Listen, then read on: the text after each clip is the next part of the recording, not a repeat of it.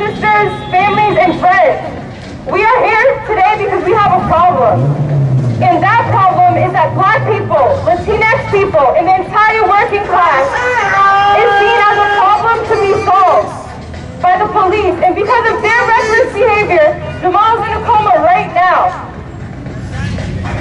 I want to see a day when our young people are not targets of police repression. We were all born into a fundamentally unjust, racist, and disgusting system. But we are not in the business of growing old in the system, of having to be elders still fighting for our basic humanity. On Sunday, Jhamal was participating in a ride-out.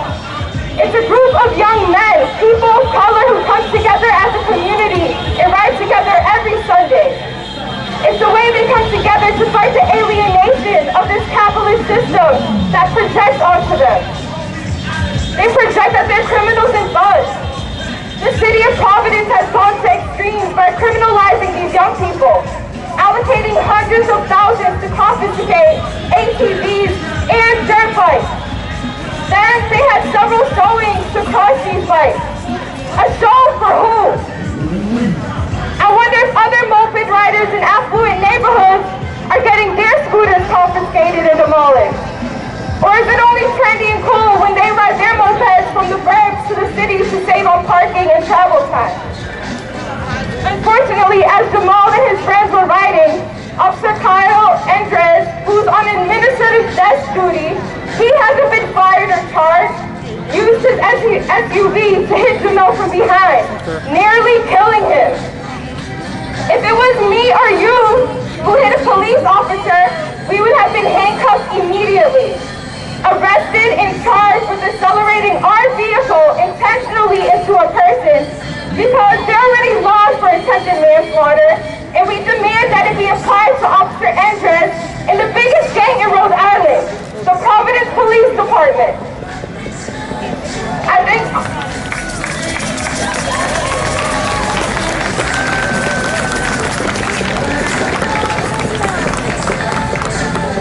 think all of us here saw that video. There was no warning, no lights, not even a beat before he rammed into Jhamal. It made me sick to see how the video was nearly 7 minutes long. 7 minutes long, and there wasn't a medic to help Jhamal. Instead, as he lay motionless, you clearly see an officer pull Jhamal by the arm and drag him a few inches, causing more trauma. I used to be a medic. There was nobody stabilizing his C-spine. That's something basic that they teach all emergency responders. Instead, what they did is they began searching his scooter and threatening the man recording. They even dared to say, have some respect for the body. They should have had more respect for Jhamal in the community that they're supposed to serve and protect.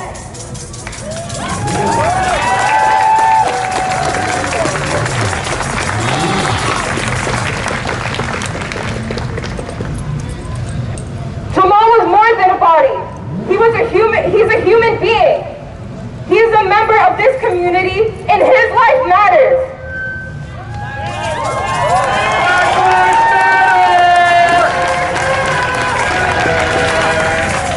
That's right. The police thought they were just going to attack one of us and drive away. They think that we're out here as individuals.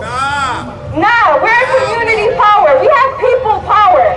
Power to the people!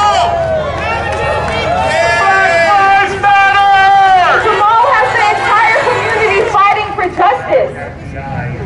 The PSL is demanding an independent investigation to fire and charge the officers involved with attempted manslaughter, and also those who are trying to cover it up.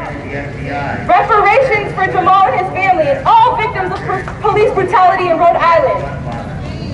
And immediately cut the Providence Police Department budget. We're here to uplift the demands of local youth organizers of projects that put forth to defund the budget by at least 70%. We were going to start off with some people from the biking community speaking, but of course, the police are here. The state police are here causing repression. They're not allowing people to come through, and bikes have been taken. So we will have them speak. We're just going to hold off for a couple minutes.